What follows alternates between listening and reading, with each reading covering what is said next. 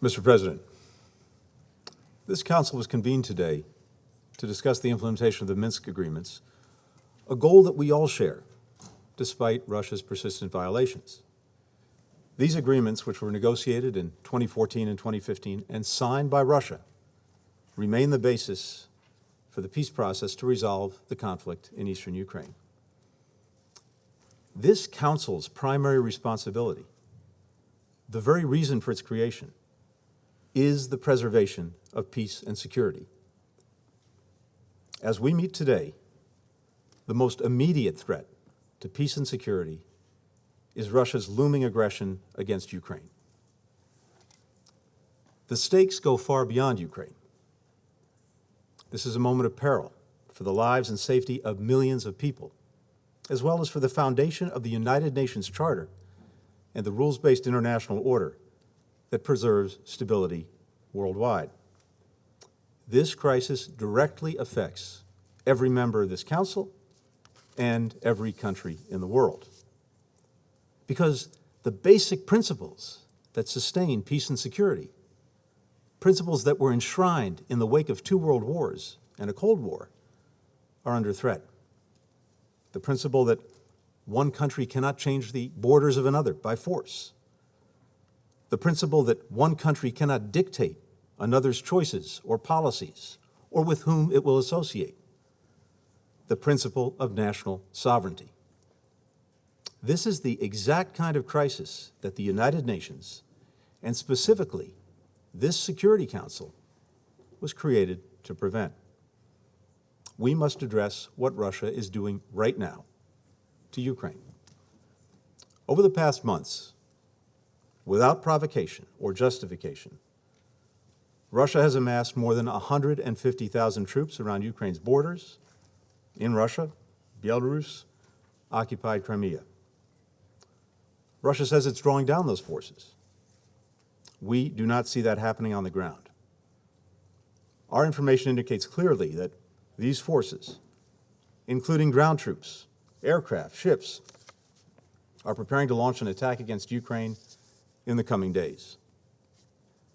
We don't know precisely how things will play out, but here's what the world can expect to see unfold. In fact, it's unfolding right now, today, as Russia takes steps down the path to war and reissued the threat of military action. First, Russia plans to manufacture a pretext for its attack. This could be a violent event that Russia will blame on Ukraine, or an outrageous accusation that Russia will level against the Ukrainian government. We don't know exactly the form it will take. It could be a fabricated so-called terrorist bombing inside Russia, the invented discovery of a mass grave, a staged drone strike against civilians, or a fake, even a real, attack using chemical weapons.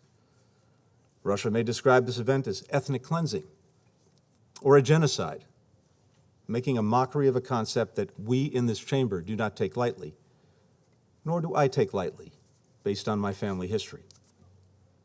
In the past few days, Russian media has already begun to spread some of these false alarms and claims to maximize public outrage, to lay the groundwork for an invented justification for war. Today, that drumbeat has only intensified in Russia's state-controlled media. We've heard some of these basic allegations from Russian-backed speakers here today.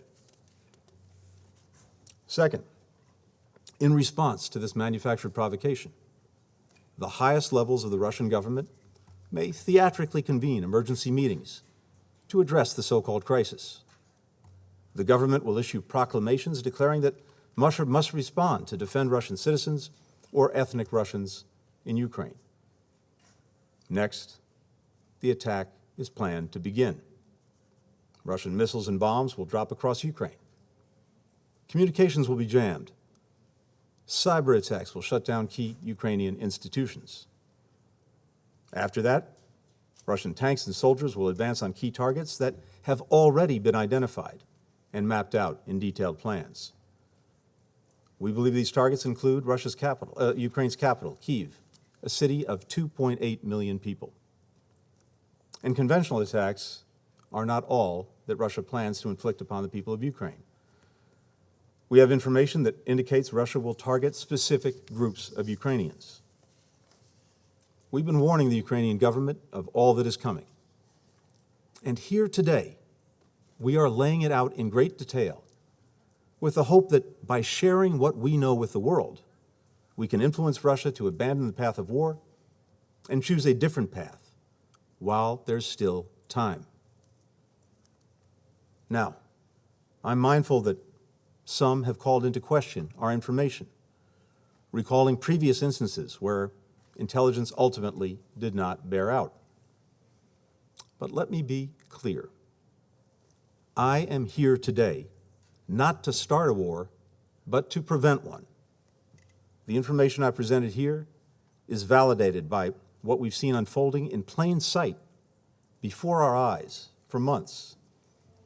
And remember that while Russia has repeatedly derided our warnings and alarms as melodrama and nonsense, they have been steadily amassing more than 150,000 troops on Ukraine's borders, as well as the capabilities to conduct a massive military assault. It isn't just us seeing this. Allies and partners see the same thing. And Russia hasn't only been hearing from us. The international chorus has grown louder and louder. If Russia doesn't invade Ukraine, then we will be relieved that Russia changed course and proved our predictions wrong. That would be a far better outcome than the course we're currently on. And we'll gladly accept any criticism that anyone directs at us. As President Biden said, this would be a war of choice. And if Russia makes that choice, we've been clear, along with allies and partners, that our response will be sharp and decisive. President Biden reiterated that forcefully earlier this week. There's another choice Russia can still make if there's any truth to its claim that it's committed to diplomacy. Diplomacy is the only responsible way to resolve this crisis. An essential part of this is through implementation of the Minsk agreements, the subject of our session today. There are a series of commitments that Russia and Ukraine made under Minsk, with the OSCE and the Normandy format partners involved as well. If Russia is prepared to sit with the Ukrainian government and work through the process of implementing these commitments, our friends in France and Germany stand ready to convene senior-level discussions in the Normandy format to settle these issues. Ukraine is ready for this, and we stand fully ready to support the parties. Progress toward resolving the Donbass crisis through the Minsk agreements can reinforce the broader discussions on security issues that we're prepared to engage in with Russia, in coordination with our allies and partners. More than 3 weeks ago, we provided Russia with a paper that detailed concrete reciprocal steps that we can take in the near term to address our respective concerns and advance the collective security interests of Russia, the United States, and our European partners and allies. This morning, we received a response, which we're evaluating. Earlier today, I sent a letter to Russia's Foreign Minister, Sergei Lavrov, proposing that we meet next week in Europe, following on our talks in recent weeks, to discuss the steps that we can take to resolve this crisis without conflict. We're also proposing meetings of the NATO-Russia Council and the OSCE Permanent Council. These meetings can pave the way for a summit of key leaders in the context of de-escalation to reach understandings on our mutual security concerns. As lead diplomats for our nations, we have a responsibility to make every effort for diplomacy to succeed, to leave no diplomatic stone unturned. If Russia is committed to diplomacy, we're presenting every opportunity for it to demonstrate that commitment. I have no doubt that the response to my remarks here today will be more dismissals from the Russian government about the United States stoking hysteria or that it has no plans to invade Ukraine. So let me make this simple. The Russian government can announce today, with no qualification, equivocation, or deflection, that Russia will not invade Ukraine. State it clearly, state it plainly to the world, and then demonstrate it by sending your troops, your tanks, your planes back to their barracks and hangars, and sending your diplomats to the negotiating table. In the coming days, the world will remember that commitment, or the refusal to make it. I yield the floor.